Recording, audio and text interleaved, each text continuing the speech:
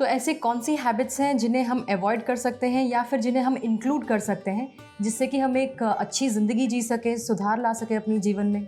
जी, इनमें से कुछ कॉमन हैबिट्स हैं जो बहुत ही आसान है हर किसी के लिए फॉलो करने के लिए, वो मैं आपको बताता हूँ। सबसे पहले ये कि आप सुबह जल्दी उठें। जैसे सनराइज़ का टाइम होता है, आप उसी समय उठ जाएं और उठते ही सबसे पहले मन में ये पॉजिटिव बात लेकर आएँ कि आज का दिन मेरा बहुत ही शुभ है, बहुत अच्छा दिन है और आज मेरे साथ सब कुछ अच्छा ही होने वाला है। और उसके बाद जब आप धरती पर पैर रखें, अपने बिस्तर से या अपने कॉट से नीचे पैर रखें, उससे पहले एक बार उस ज़मीन को, उस धरती को छूकर धन्यवाद दें, क्योंकि हम सारा वक्त धरती पर बोझ डालते आए हैं, लेकिन कभी हम ये नहीं सोचते कि ये जो धरती है जिसको हम माँ मानते हैं, उसके प्रति हम धन्यवाद का भाव दें, क्योंकि वो सारा बोझ हमारा उठाती है। जो कुछ भी हम करते हैं इस धरती पर, वो सारा बोझ उसी के कंधे पर होता है, तो वो एक ग्रैटिट्यूड होना चाहिए। उसके बाद आप क्या करें, अपने घर के मंदिर के पास जाके प्रार्थना करें कि मुझ पर और मेरे पूरे परिवार पर भगवान की कृपा बनी रहे। चाहे आप वो किसी भी धर्म के या जात के हों, आप अपने तरीके से प्रे कर सकते हैं। और ये बहुत ही साइंटिफिक और पुराने ज़माने की ही मैं बात कर रहा हूँ, क्योंकि जब आप प्रे करते हैं, आप अपने ऑरा में, अपने आभा मंडल में एक पॉजिटिव एनर्जी को इनविटेशन देते हैं, जो पूरी तरह से पूरा दिन आपके साथ ही रहता है और आपको हर काम में मदद करता है। उसके बाद आपको क्या करना है कि आपका डेली रूटीन कंप्लीट करने के बाद आप सही टाइम पर ब्रेकफास्ट कर लें, और ब्रेकफास्ट भी अगर आपके परिवार के लोग हैं तो उनके साथ बैठकर करें और अच्छे तरीके से करें। हो सके तो ज़मीन पर बैठें, या आप नहीं बैठ पाते तो आप टेबल पर बैठकर, कुर्सी पर बैठकर ऐसे इस तरीके से आप खा सकते हैं।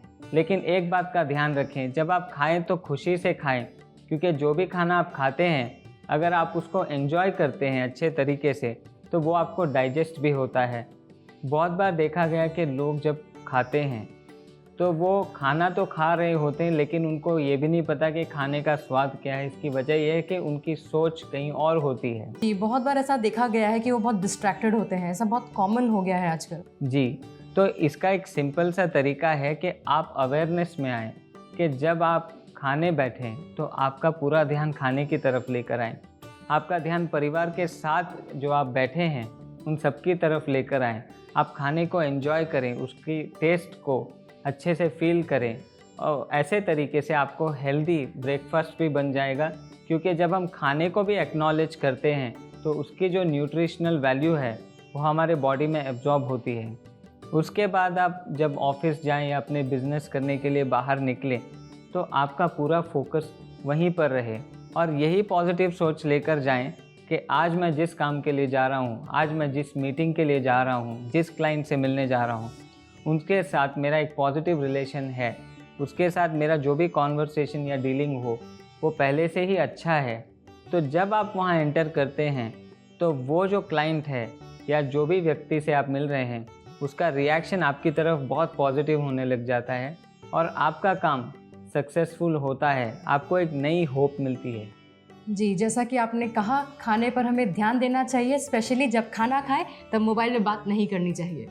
जी बिल्कुल, क्योंकि मोबाइल आपके पर्सनल लाइफ में इतना भी इंटरफियर ना करें कि आपको पता ही ना हो कि आप अपनी लाइफ कैसे जी रहे हैं। ये तो मैंने अभी आपको बताया कि जब आप काम पर निकलते हैं, अपने ऑफिस में जाते हैं, तो आप अपने आप को कैसे कंडक्ट करें या किस तरीके से सोचें पॉजिटिवली। अब मैं आपको ये बताऊंगा कि जब आप घर वापस आएँ तो आपकी जो भी प्रोफेशनल बातें हैं या सोच हैं या जो भी तनाव आप लेकर चले थे पूरे दिन में, उसको छोड़ते हुए घर में वापस आएँ, क्योंकि वहाँ से आपकी पर्सनल लाइफ, आपकी फैमिली लाइफ फिर से शुरू होती है। जब आप घर आते हैं तो हर कोई ये सोचता है कि ये व्यक्ति आ गया है और इनके साथ हम बातें करेंगे, पर्सनल साथ में टाइम बिताएंगे। और जब आप वो स्ट्रेस लेकर घर के अंदर आते हो तो हर किसी के मेंटल टेम्परामेंट पे, उनके मूड पर असर हो जाता है। अगर आप दुखी दिखे या आप गुस्से में दिखे तो बाकी लोगों पर भी असर हो जाता है, उनकी एनर्जी लेवल डाउन हो जाती है। तो आप पूरी तरीके से उसको बाहर छोड़ के स्ट्रेस को घर के अंदर ये सोच कर आएँ कि अब मेरा पर्सनल टाइम शुरू हो गया है और मैं सिर्फ़ और सिर्फ अपनी फैमिली पर ध्यान दूंगा।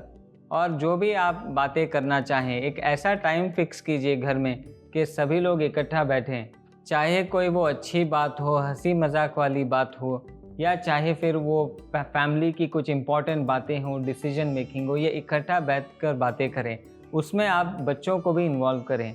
कभी कभी ये देखा गया है या अक्सर हम देखते हैं कि जब बड़े बैठते हैं तो वो बच्चों को अवॉइड करते हैं, वो बोलते हैं कि तुम जाकर खेलो या इसमें बीच में मत आओ। लेकिन आपको लगे कि ये जनरल बातें हैं तो उनकी भी इन्वॉल्वमेंट होनी चाहिए। इससे क्या होता है कि एक फैमिली बॉन्डिंग बढ़ती है।